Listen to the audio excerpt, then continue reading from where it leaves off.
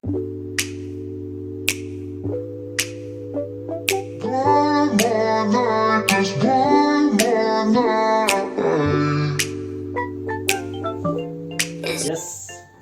Welcome students.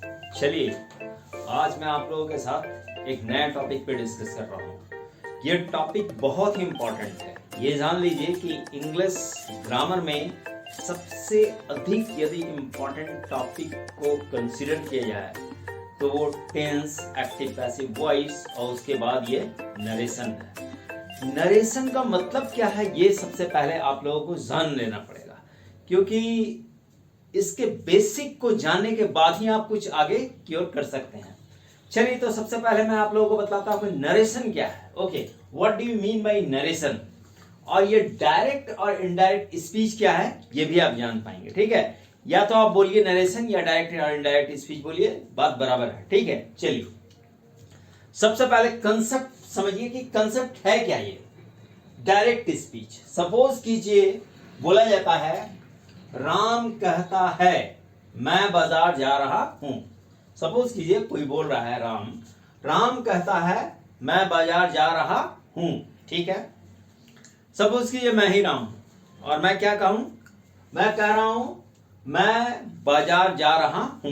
ठीक है, अब सपोज कीजिए कि कोई एक और दूसरा आदमी इस बात को जब हम बोले मैं बाजार जा रहा हूं, वो दूसरा आदमी कैसे बतलाएगा इस बात को? देखिए वो कैसे बतलाएगा। वो ऐसे कह सकता है राम कहता है कि वह बाजार जा रहा है। ठीक है, राम कहता है मैं बाजार जा रहा हूं, और जब दूसरा आदमी बोल रहा है उसी बात को तो क्या बोलता है कि राम कहता है कि वह बाजार जा रहा है।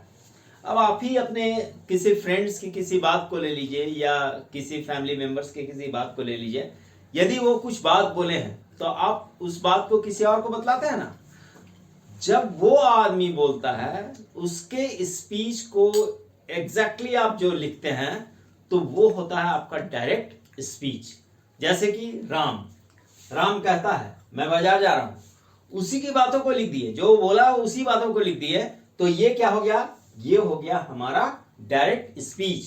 दैट मीन्स वक्ता जो बोल रहा है उसकी बातों को एकदम आप एग्जैक्ट लिख दिए तो क्या हो गया, वो हो गया आपका डायरेक्ट स्पीच। और अब सपोज कीजिए कि कोई दूसरा आदमी उसी बात को बोलता है, राम कहता है कि वह बाजार जा रहा है। यहां चेंज आ गया ना, यहां आया राम कहता है मैं बाजार जा रहा हूं, और यहां कोई दूसरा आदमी बोल रहा है तो क्या बोलेगा, राम कहता है कि वह बाजार जा रहा है। तो दोनों में इस ढंग का फर्क होता है। तो जो कोई दूसरा आदमी उस बात को बतला रहा है ना, तब उसके भाषा को कोई दूसरा आदमी बोल रहा है, तब उसे हम लोग क्या बोलते हैं, इनडायरेक्ट स्पीच। बिल्कुल दिमाग में अच्छे ढंग से बिठा लीजिएगा। सपोज कीजिए कि आप किसी बात को बोले हैं तो वो बात हो गया आपका डायरेक्ट स्पीच, और कोई दूसरा आदमी इसी बात को बोलता हो तो क्या है, इनडायरेक्ट स्पीच। ठीक है, तो ये है डायरेक्ट स्पीच और इनडायरेक्ट स्पीच। चलिए आइए एक और एग्जांपल से क्लियर करते हैं। He says I am ready. He says वह कहता है, I am ready मैं तैयार हूं। अब कोई दूसरा आदमी बोलेगा तो क्या बोलेगा, He says that वह कहता है कि लगाना ही है, वह कहता है। देखिए हम यहां लिख रहे थे ना, तो ये कॉमा डाले हैं और साथ ही साथ डबल इन्वर्टेड कॉमा डाले हैं। डबल इन्वर्टेड कॉमा कब आता है, जब किसी आदमी के जो वॉइस है उसे लिखना हो तब। ठीक है, यदि कोई आदमी कुछ बात बोले तो उसको लिखना हो तो डबल इन्वर्टेड कॉमा के अंतर्गत डालते हैं। तो ही हम यहां डालें he says I am ready, double inverted comma के अंतर्गत है। लेकिन जहां इनडायरेक्ट स्पीच में हो जाता है ना, तो वो क्या हो जाता है कि वो डबल इन्वर्टेड कॉमास को हम लोग क्या कर देते हैं, हटा देते हैं, उसकी जगह पे आ जाता है क्या, यहाँ कॉमा और डबल इन्वर्टेड कॉमा की जगह पे आ गया क्या, दैट। दैट को हिंदी में बोलते हैं की। He says I am ready. He says that he is ready. He says that वह कहता है कि यही है that he is ready कि वह तैयार है। यहाँ I am ready है, लेकिन यहाँ पे क्या हो गया, he is ready। ठीक है, तो वो अपने खुद बोल रहा है तो I am ready है, लेकिन कोई दूसरा आदमी बता रहा है तो उसे क्या लिखना पड़ेगा, he is ready। चलिए एक और एग्जांपल देखिए। राम said to me, ये देखिए ये प्रेजेंट टेंस में था, राम सेज, राम कहता है, और यहाँ पे क्या हो गया, राम कहता था। Ram said to me, Ram मुझसे कहता था। He is going to school, Ram said to me he is going to school. देखिए राम कहता था, किससे, मुझसे कहता था। क्या कहता था, he is going to school, वह स्कूल जा रहा है। देखिए एक यहां राम है, एक यहां मी है, और एक तीसरा और है ही, ठीक है। तो राम मुझसे कहता था, क्या कहता था, he is going to school, वह स्कूल जा रहा है, किसी और के बारे में, ठीक है। अब देखिए उसको इनडायरेक्ट में बोला जाएगा तो क्या बोला जाएगा, राम टोल्ड मी, सेट की जगह पे क्या आ गया, टोल्ड। जब एक आदमी दूसरे को बोलता है ना तो टेल्स या टोल्ड को यूज किया जाता है, ठीक है।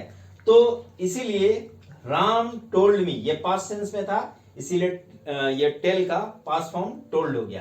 राम टोल्ड मी, मुझसे बोला, राम ने मुझसे कहा, क्या कहा, he was going to school. He के लिए ही लग गया, लेकिन यहां जो इज था उसको चेंज कर दिया हम लोग, किस चीज में, वाज में, ठीक है। तो ये particulars, change of tense, change of persons है, वो आगे चल के मैं सारा चीज बताऊंगा। लेकिन फिलहाल आप इस बात को ध्यान में रखिए कि Ram said to me he is going to school है, Ram told me that means की that he was going to school, ठीक है। चलिए नेक्स्ट है, ये कुछ हिंदी में और अच्छे ढंग से समझ लेते हैं। राम कहता है मैं बाजार जा रहा हूं, राम कहता है मैं बाजार जा रहा हूं। राम कहता है कि वह बाजार जा रहा है, हिंदी में ऐसे ही बोलेंगे, राम कहता है कि वह बाजार जा रहा है। अब इंग्लिश में देखिए, Ram says I am going to market, Ram says I am going to market, Ram says that he is going to market, ठीक है। नेक्स्ट देखिए, राम कहता था, देखिए इसको हम प्रेजेंट में लिए, इसको पास्ट में ले लिए। राम कहता था, राम कहता था, वह स्कूल जा रहा है, वह स्कूल जा रहा है। यहां पे ये पार्ट पास्ट में हुआ और ये हो गया प्रेजेंट में, क्योंकि ये कहता था हो गया और यहां जा रहा है, ठीक है। चलिए वैसे ही बनेगा, राम कहता था वह स्कूल जा रहा है। राम कहता था मतलब पहले कह रहा भी नहीं, ठीक है, पास्ट का बात है। राम कहता था वह स्कूल जा रहा है। राम कहता था कि, तो उसको इनडायरेक्ट में ऐसे चेंज करेंगे, राम कहता था, राम कहता था मतलब पहले कहता था, राम कहता था कि वह स्कूल जा रहा था, स्कूल जा रहा है यहाँ, और इसमें क्या आ गया है, वह स्कूल जा रहा था, क्योंकि कोई दूसरे आदमी उस बात को बता रहे हैं, ठीक है। उसके एग्जैक्ट देखिए, था मतलब कि पास्ट टाइम में वो इस बात को बोला, वह स्कूल जा रहा है, यह पास्ट के टाइम में बतलाया।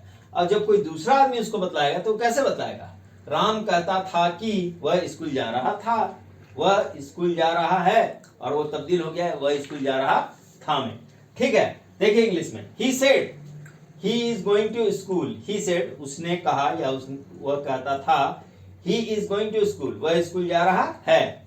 Ram said that he was going to school, is going to school की जगह पे was going to school, clear है। देखिए डायरेक्ट और इनडायरेक्ट बेसिकली यही है कि आदमी के भाषा को, जैसे जो आदमी बोल रहा है उसी को एग्जैक्टली लिख दिए, बोल दिए, तो वो क्या है, वो डायरेक्ट स्पीच है। और कोई दूसरा आदमी इस बात को बोल रहा है तो इनडायरेक्ट स्पीच है।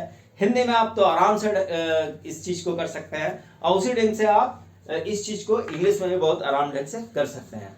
आप सपोज कीजिए कोई नियम कानून नहीं भी जानते हो ना नरेशन का, लेकिन आप यदि हिंदी से इंग्लिश में कन्वर्ट कर दे रहे हैं, ठीक है, सपोज कीजिए हिंदी वाले डायरेक्ट स्पीच को इनडायरेक्ट में आप हिंदी में ही कन्वर्ट कर देना है ना, तो केवल आप ट्रांसलेट भी यदि कर दीजिएगा ना तो आपका डायरेक्ट से इनडायरेक्ट स्पीच हो जाएगा। आपको कोई नियम कानून जानने का जरूरत उस समय भी नहीं रहेगा, ठीक है। चलिए ये है आपका इंट्रोडक्टरी पार्ट नरेशन का, डायरेक्ट और इनडायरेक्ट स्पीच, ठीक है। यदि ये वीडियोस आपको पसंद आए तो निश्चित है कि आप इसे सब्सक्राइब कीजिए और इसे लाइक कीजिए, जिससे कि हम लोग कुछ और मोटिवेट हो पाए और इस चीज को और अच्छे ढंग से प्रोड्यूस करके आप लोगों के सामने ला पाए, ठीक है। ओके, ठीक है, तब सब्सक्राइब एंड लाइक, ठीक है, यह बहुत इंपॉर्टेंट चीज है हम लोगों के लिए। Okay then.